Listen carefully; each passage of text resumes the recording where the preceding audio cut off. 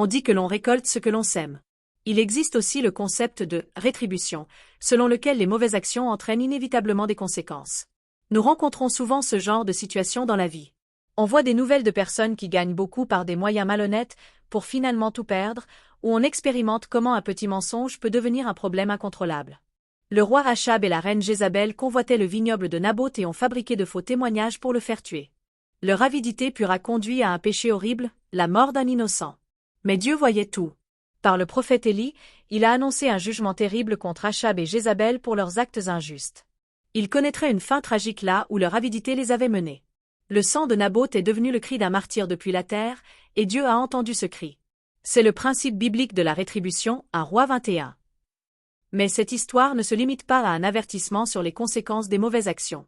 Naboth a été tué injustement, victime pour avoir défendu sa foi et ses biens.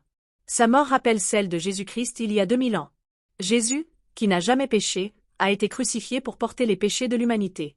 Comme Naboth, martyrisé en silence par un procès injuste et de faux témoignages, Jésus a pris sur lui la peine de mort que nos péchés méritaient. Tout comme Achab et Jézabel ont connu une fin tragique en poursuivant leur avidité, nous aussi, si nous ne comptons que sur nos propres forces, perdrons tout et resterons prisonniers de l'ombre du péché. Mais Jésus nous a ouvert la seule voie pour échapper au fardeau de nos péchés. Si la mort de Naboth montre la fin de l'avidité, celle de Jésus révèle la fin de l'amour stupéfiant de Dieu qui a sacrifié sa vie pour nous sauver. En croyant en Jésus, nous pouvons être libérés du jugement de nos mauvais choix passés et commencer une nouvelle vie. C'est la grâce de Dieu qui transcende le principe de la rétribution.